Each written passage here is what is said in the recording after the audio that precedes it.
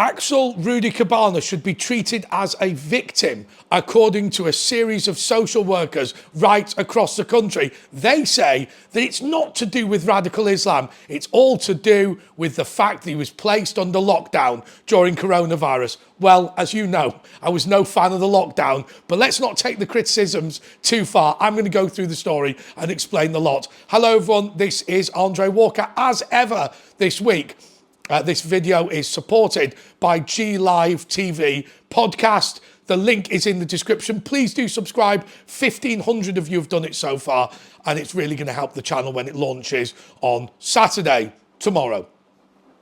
Okay, Axel Rudakubana. I think the lies and dishonesty of this have been pretty staggering. But actually what the interesting thing is this. I was talking to Dr. David Starkey. By the way, you've got to subscribe to his channel as well. He is brilliant. I absolutely love him. Anyhow, he was saying that in the past, there used to be something called criminal insanity. Do you know what we used to do? We just used to section them under the Mental Health Act and lock them up. And nowadays what we've got is people who are mentally ill roaming around the country. And people go, oh, we shouldn't discriminate against mental health problems. Well, funnily enough, there was a guy who worked for Windsor and Maidenhead Council who was one of these new corporate psychopaths, people who really are certifiably mentally ill, but because of care in the community, actually are allowed to roam the streets. And the damage that he did was absolutely staggering. But of course, we've seen with Axel Rudakubana, because he hadn't committed a crime, they decided not to lock him up. Whereas actually in the past, what they'd have done is got a big sanatorium and shoved them all in there. Now, I appreciate the sanatoriums were poor conditions, but actually what we should do is improve them and bring them back, simply because in every walk of life now, people who are mentally ill are causing significant problems. I've got a very good friend of mine who's running for Parliament, and there's a woman or running for, well, I won't tell you what he's running for, but he continually has a young lady who makes false allegations against him because she's just nuts. She's completely off her head. And of course, she should be sectioned. Axel Rudakubana is criminally insane and should be in prison. But what's amazing, should have been in a psychiatric institute even before he did anything. Now, okay, practices Islam in prison. Okay, he was obsessed with war criminals and whatever. But either way, who cares? You know, we can talk all about the fact that the machete culture has come from Rwanda. That is cultural enrichment. And the fact that he's practicing Islam in Belmarsh. But actually, in reality, he should be locked away. Well, here's what's happened in Yorkshire, which I think is incredibly interesting. The head of their public protection is a lady called Jane Moat, and she's made the point that the number of referrals to the Prevent scheme, that is the group of people who are considered to be dangerous and on the path to dangerous extremism. Now, your definition and my definition of what that is may vary, but nonetheless, I think actually trying to decode people who are, you know, going off the rails is no particularly bad thing. But she says that the majority of them are related to lockdown. These are people who are right at the fringes of mental health problems as a result of the lockdown. Now, I will tell you something.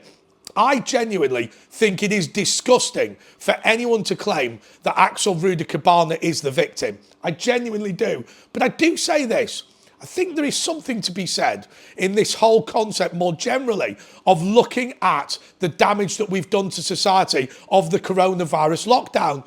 I swear to you, that coronavirus hearing, that inquest, the inquiry, they're saying that, you know, they're going to, every single day that they sit, they talk about how the lockdown was insufficiently draconian, how we should have had mandatory vaccines and all this sort of thing. Well, I'll say one thing. If you think that the COVID inquiry is going to be sensible, then I'll simply point out one thing. You're not allowed to go into the public gallery of the COVID inquiry unless you've had a COVID test. What place on earth today is still demanding a COVID test to get into a building? Only people who completely, and a different sort of crank, but definitely a crank. I think what I'd like to say overall is twofold. On the one hand, I've got time for what Moat says. in that she's right. The lockdown was hugely damaging and has caused a level of a problem with low-level mental health problems. People sitting and going down the rabbit hole. Maybe it might be a pornographic rabbit hole. Maybe it might be a violence rabbit hole. Maybe it's an addiction to computer games. I get all that, and I think she's right on that point. However, when we're talking about these dangerous offenders, there is a couple of reasons why they exist. Reason number one is no connection to the local community caused by immigration. Ultimately, you're not going to rob a shop that your uncle owns. It's just bluntly that. And if you're plonked down on your own, then you will cause problems. Do you remember what they said? Nigel Farage said, would you like to live next to a group of, I don't know, Bulgarian men? Well, actually, bluntly, I wouldn't like to live next to a bunch of British blokes. And I live quite near Royal Holloway College, where I went to university. And, people do not want to live in streets with student houses where there's 4 or 5 blokes living together and they're English. So it's got nothing to do with the ethnicity particularly. It's just the nature of the beast. So I think you do have those people who go down rabbit holes. But I say one thing more than anything else.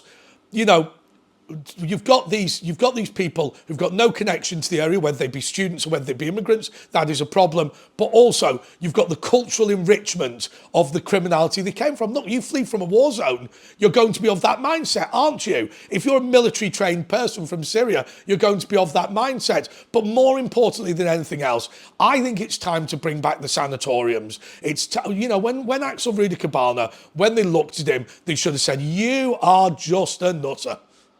You don't need to commit a crime. We're going to put you in a nice hospital and sedate you for the next 40 years. That's what I think ought to have been done with him.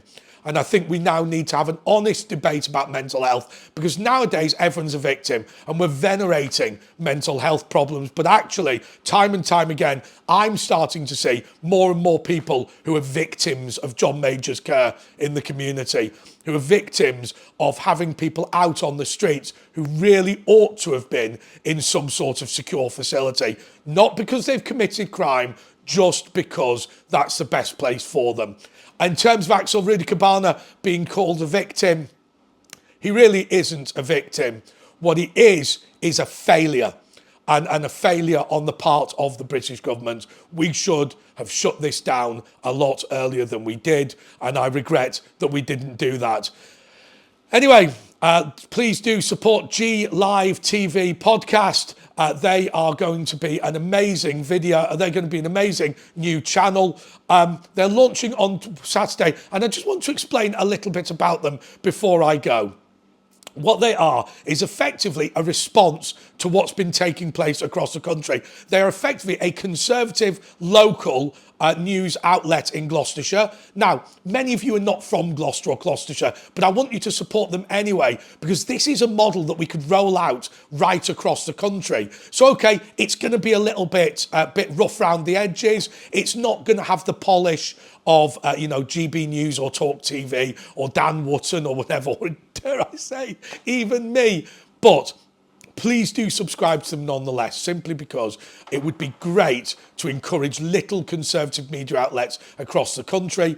They're going to talk about some issues that are local, but they're going to talk about some national issues as well. And I mean, they raised a brilliant issue about immigrant gangs dressing up as police and robbing little old ladies. So I think there is a value in this. And if we want to take on the media establishment, there will always be a place for the big league Maya Tuesdays, but there should also be a place for the smaller players like G Live TV podcast, please. And I'll get them to make a better name. Please do subscribe in the link below. Until next time, goodbye.